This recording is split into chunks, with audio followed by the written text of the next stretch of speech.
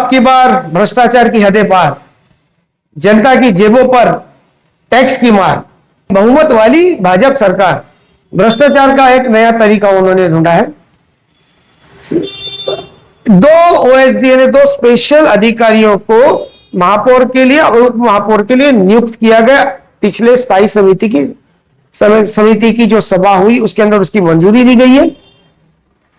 40,000 रुपया एक अधिकारी पर खर्च होगा, यानी कुल मिला के 10 लाख रुपया साल पर खर्च होने वाला है।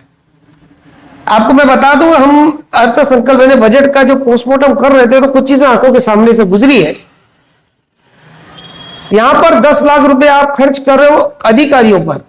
क्या महापालिका के पास सक्षम अधिकारी नहीं है?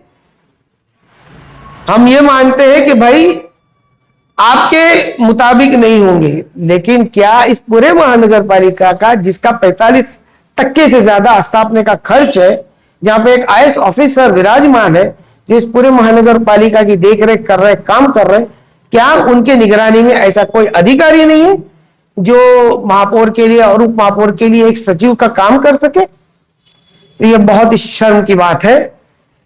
ये शर्म की बात हम सबके लिए, पूरे महानगर पालिका के लिए। क्या हमको आज की तारीख में जो निवृत्त हो गए, जो रिटायर हो गए, वो लोग जिनको सरकार ने रिटायरमेंट घोषित कर दिया, रिटायरमेंट इसलिए होता है कि आदमी अब आराम करे, अब आपकी काम करने की कैपेसिटी खत्म हो गई, कम हो गई, शारीरिक और मानसिक रूप से।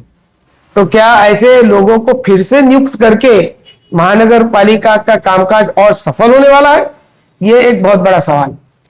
10 लाख रुपया यहां पर अधिकारियों पे खर्च किया जा रहा है, और दूसरी तरफ हमने जब अर्थसंकल्प का पोस्टमार्टम किया बजट का, तो हम देख रहे हैं कि शहर के स्मशान भूमि और दफन भूमि के लिए सार्वजनिक बांधकाम विभाग ने सिर्फ 10 लाख रुपया रखा है प्रावधान, अरे प्रोविजन पूरे 12 महीने के लिए सिर्फ 10 लाख का। यह शहर तेजी से बढ़ रहा है, रोज गगनचुंबी इमारतें आ रही है, तो जो लोग पैदा होंगे वो मरेंगे भी।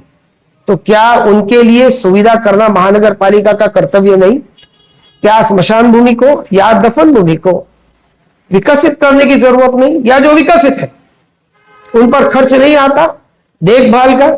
मैं ये सवाल महानगर पालिका से करता हूं और उन भ्रष्ट भाजपाओं से करता हूं। उनके लिए ये स्लोगन है, अब की बार भ्रष्टाचार की हदें पार, जनता की जेबों पर टैक्स की मार, बहुमत वाली भाजपा सरकार। जय हिंद।